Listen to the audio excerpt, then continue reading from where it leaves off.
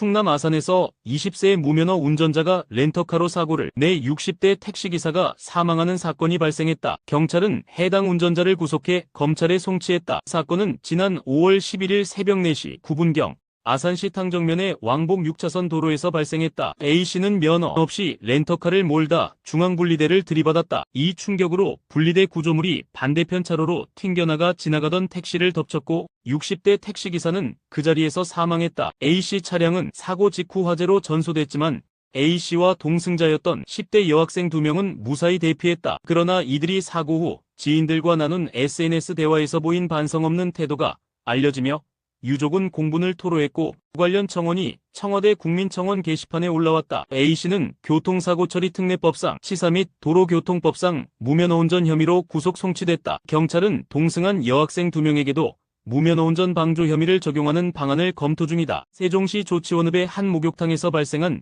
70대 임욕객 3명의 감전사 사건과 관련해 법원이 전기모터의 교체 주기를 중심으로 사실조회를 실시할 방침이다. 목욕탕 업주 A씨의 업무상 과실치사 혐의에 대한 3차 공판을 열었다. A씨는 노후된 수중 안마기 모터를 제때 교체하거나 점검하지 않아 2023년 12월 24일 70대 여성 3명이 감전사한 책임을 지고 기소됐다. 이날 재판에서 A씨 측은 신청했던 증인을 철회했다. 이에 따라 재판부는 증거조사에 집중했으며 장진영 판사는 직접 인터넷을 검색한 결과를 언급하며 수중 안마기 모터의 권장 교체 주기가 7년 미만인 것으로 보인다고 밝혔다. A씨가 수십 년간 모터를 교체하지 않았다는 점을 언급하며 교체 주기와 실제 정비 여부를 명확히 할 필요가 있다고 강조했다. 재판부는 해당 전기 모터에 대해 직권으로 사실조회를 실시하겠다는 입장을 밝혔다. 장 판사는 정확히 확인해야 할 부분이 있다며 사실조회 필요성이 인정된다고 말했다. 반려견을 때릴 듯이 위협하고 이를 말리려던 7살 딸을 폭행한 30대 친모에게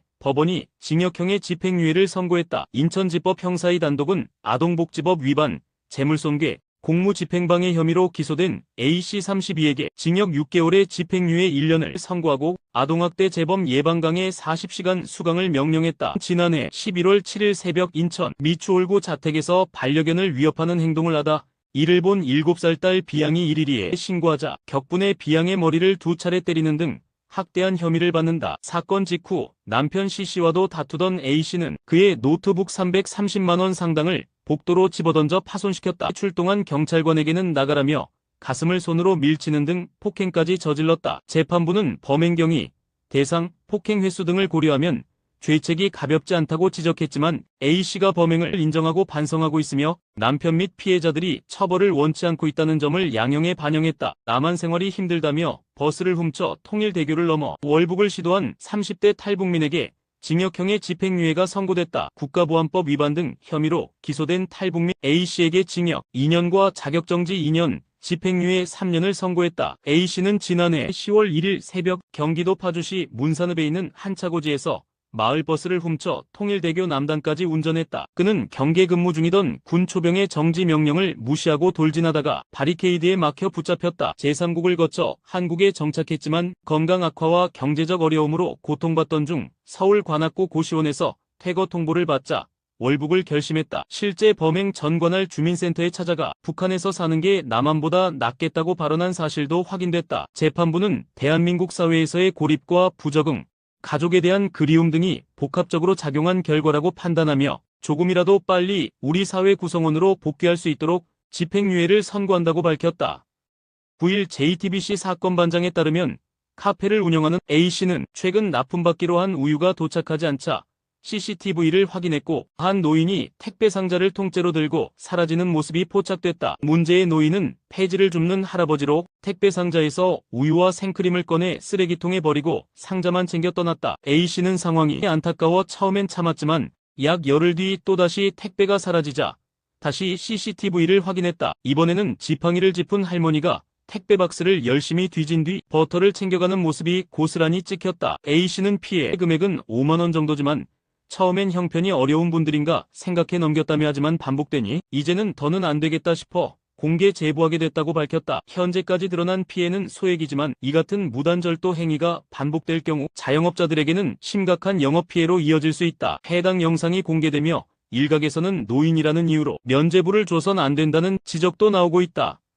결혼 이후 지옥 같은 나날이었다고 호소한 20대 후반 여성 A씨의 제보가 전해졌다. A씨는 일찍 결혼해 시댁 근처에 살며 시부모와 자주 식사하던 중 시아버지로부터 신체 접촉을 당했다고 밝혔다. 바닷가 여행 중에는 엉덩이를 만지는 등 명백한 성추행도 있었다고 털어놨다. 결국 A씨는 시아버지를 피하려 이사를 했고 성추행은 중단됐다. 그러나 몇 년 후 동서 역시 유사한 피해를 털어놓으며 시아버지의 행각은 반복되고 있었음이 드러났다. 시아버지는 곧 사망했고 사건은 묻혔다. A씨는 남편이 점점 시아버지를 닮아가는 모습에 불편함을 느끼며 스킨십을 거부했지만 남편은 외박과 폭언으로 대응했다. 그러던 중 남편의 차량 블랙박스를 통해 여직원과의 데이트 장면을 확인했고 이혼을 요구했지만 남편은 이를 부정하며 오히려 A씨 탓으로 돌렸다. A씨는 맞벌이를 하면서도 경제권을 전혀 쥐지 못한 채 남편 월급조차 모르는 상황이라 이혼을 위한 법적 대응도 어려움을 겪고 있다. 인천 영흥도에서 해루질을 하던 5명이 바닷물에 고립됐다가 해경에 의해 극적으로 구조됐다. 인천해양경찰서는 8일 오후 9시 49분쯤 영흥면 노가리해변 인근 갯벌에서 남녀 5명을 구조했다고 9일 밝혔다. 이들은 해루질 동호회 회원으로 물때를 놓쳐 갯벌에 갇힌 것으로 파악됐다. 신고를 접수한 해경은 구조대와 연안 구조정을 급파했지만 수심이 얕아 구조정이 접근하지 못하자 동력 및 무동력 구조보드를 동원해 고립자들을 모두 구조했다. 다행히 구조된 5명 모두 건강에 이상은 없었다. 해경은 이들이 물때를 사전에 확인하지 않고 활동에 나선 점을 문제 삼으며 갯벌 안전수칙 준수를 거듭 당부했다. 해경 관계자는 해루질 시 구명조끼 착용은 필수이고 간조 1시간 전 알람 설정은 생명을 지키는 기본이라고 강조했다. 무리한 해루질이 자칫 생명까지 위협할 수 있는 만큼 해양 레저 활동에 앞서 철저한 준비와 경각심이 요구된다.